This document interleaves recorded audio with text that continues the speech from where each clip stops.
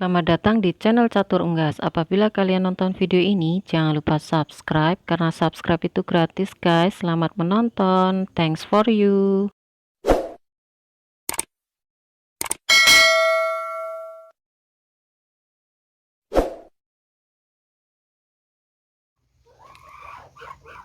Bismillahirrahmanirrahim. Assalamualaikum warahmatullahi wabarakatuh. Welcome back to my channel. Jumpa lagi di Catur Unggas channel. Salam sejahtera untuk teman-teman semua. Salam ternak, salam sukses. Oke, di video kali ini kita akan membahas tentang pertanyaan dari teman kita, ya. Dimana untuk pertanyaannya adalah tentang kandang entok, ya. Alasnya itu yang bagus pakai cor atau tanah. Nah, di sini akan saya jelaskan dengan merilis untuk video, karena saya akan jelaskan ini ada hal-hal tertentu ya yang bisa kita pertimbangkan untuk ternak entok ini ya. Jadi kalau untuk DOE apa, untuk dewasa seperti apa, nanti kita jelaskan secara lengkap ya. Jadi biar teman-teman lebih tahu untuk informasi yang baru atau tambahan. Oke, seperti apa untuk penjelasan kali ini? Jangan di skip, ikuti terus di Catur Unggas channel.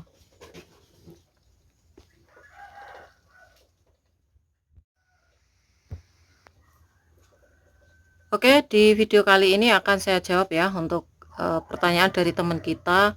Untuk alas kandang itu bagusnya yang cor atau plester ya. Kalau cor tuh plester atau pakai kandang tanah ya. Kalau di Catur Unggas ya, teman-teman bisa lihat ini ada dua malahan. Yang di depan itu pakai plester ya atau cor, plus ada baknya. Terus yang di dalam ini pakai tanah. Nah, di sini akan saya jelaskan ya teman-teman kenapa alasan saya untuk kandang indukan ya. Ini kandang indukan, saya bahas dulu. Itu pakai dua jenis antara tanah dan plester. Dan di sebelah sini untuk pengeraman itu juga plester. Nah, untuk kandang tanah itu sebenarnya juga bagus teman-teman,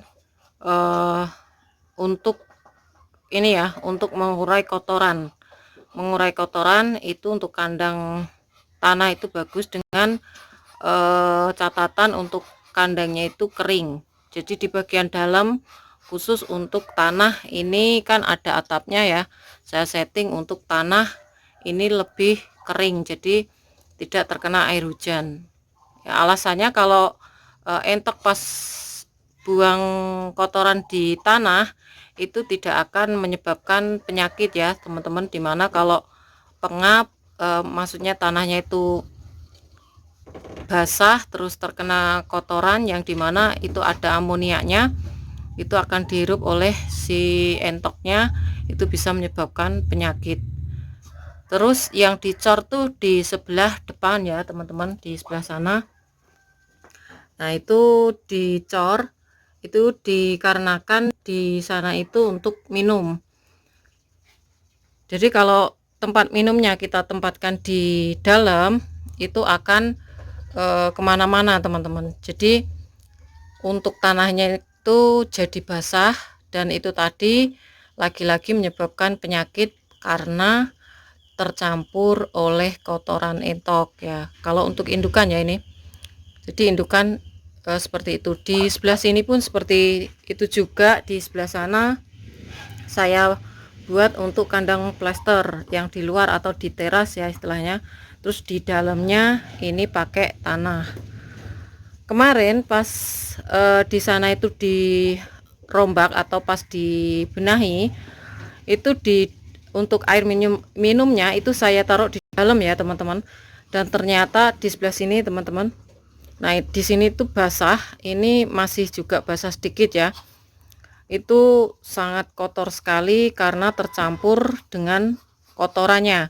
Jadi kotoran indukan itu lebih banyak ya. Jadi informasi untuk kotoran indukan entok yang pas ngeram atau pas proses mau nelur, itu kotorannya banyak-banyak teman-teman ya. Dan menurut pengalaman saya ketika sudah ada apa itu kandang alasnya itu ada yang tanah dan plester. Nah seperti ini untuk entok cenderung buang kotorannya malah di dekat sana, di dekat air minum atau di plester. Nah otomatis kalau di plester tuh untuk membersihkannya pakai air teman-teman ya, menurut pengalaman saya. Kalau kotoran di dalam pas di tanah ini jarang sekali. Kadangkala kalau pas tidur malam aja itu ada ya. Tapi kebanyakan kalau indukan itu pas buang kotorannya tuh di kandang plester ya. Jadi yang pertama untuk indukan. Terus untuk yang di luar itu kan umbaran ya. Umbaran itu tanah semua teman-teman. Itu tanah semua itu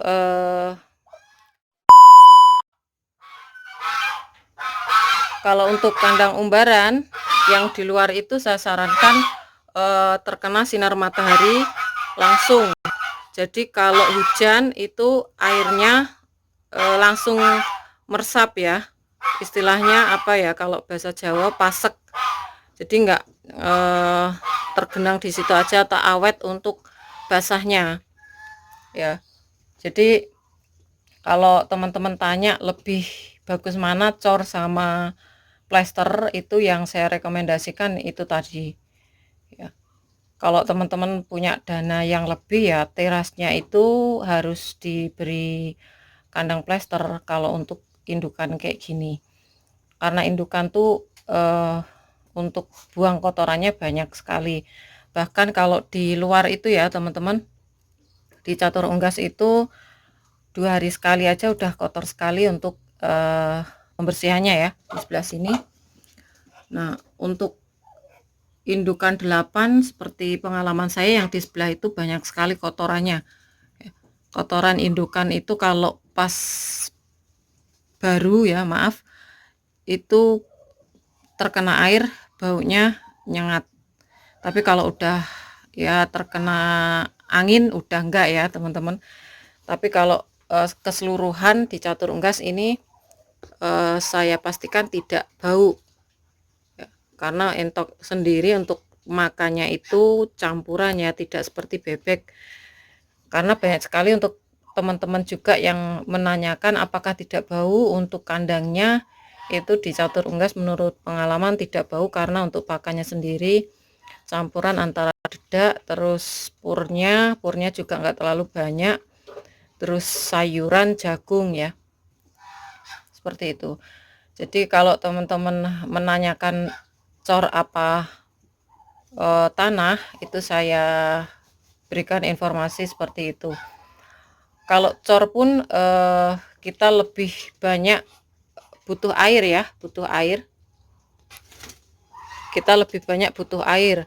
Nah di sini nanti kemungkinan juga saya berikan ini ya untuk keran juga agar lebih mudah untuk membersihkan, karena selama ini saya harus narik-narik selang ya, karena di sebelah sini juga saya harus bersihkan. Nah ini kotorannya udah nyampur ya, udah nyampur air kayak gitu, harus disemprot secara rutin ya.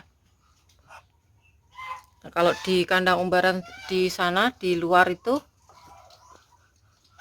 untuk sinar mataharinya full, karena yang pohon-pohon yang atas itu harus dipangkas. Ini juga berhubungan dengan penyakit mata biru, kemarin sudah saya informasikan kalau kandangnya itu jangan pengap atau terlalu rimbun untuk ini apa pohon-pohonnya itu harus dipangkas ya.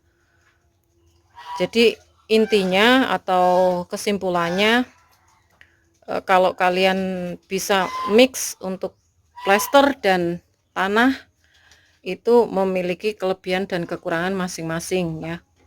Tapi untuk plester saya rekomendasikan juga karena lebih bersih kalau teman-teman rajin untuk nyemprot ya pakai air ya. Dan di sini pun kering, padahal kalau tiap hari hujan juga enggak akan basah, karena untuk konstruksi dari kandangnya ini juga sudah saya tinggikan teman-teman.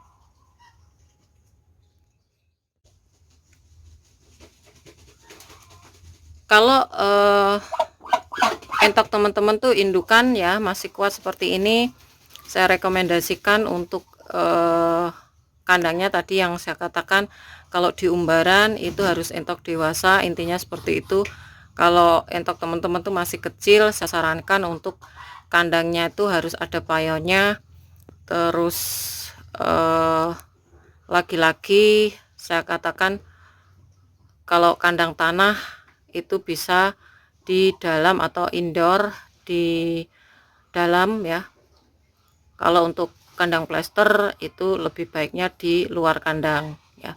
Jadi seperti itu. Jadi kalau di dalam kandang plester itu pembersihannya kalau pakai air juga pengap teman-teman ya. Mungkin itu saja informasi kali ini.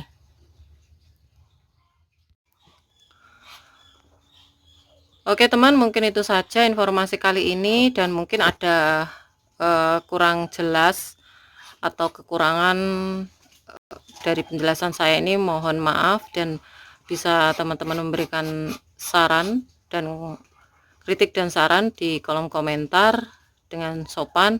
Jadi nanti kita bisa berbagi pengalaman ya, kita sharing-sharing untuk ternak entok ini ya. Oke, mungkin itu saja informasi kali ini, dan semoga informasi dari Catur Unggas Channel bermanfaat. Jangan lupa subscribe, karena subscribe kalian adalah suatu partisipasi untuk mendukung para pecinta unggas seperti Catur Unggas Channel. Like apabila kalian suka dengan video ini, tombol lonceng untuk aktivasi video terbaru dari Catur Unggas Channel, dan share ke teman-teman yang lain agar informasi dari Catur Unggas Channel tidak hanya sampai di kalian saja. Dan untuk teman-teman yang berminat untuk pembelian entok jumbo dan juga telur veril entok jumbo, bisa DM langsung di Instagram Catur Unggas, dan jangan lupa untuk follow Instagram Catur Unggas. Semoga kita semua diberikan kesehatan, keselamatan, panjang umur, kelancaran rezeki, serta perlindungan dari Tuhan Yang Maha Esa. Oke, cukup sekian, terima kasih, sampai jumpa di video selanjutnya. See you next time.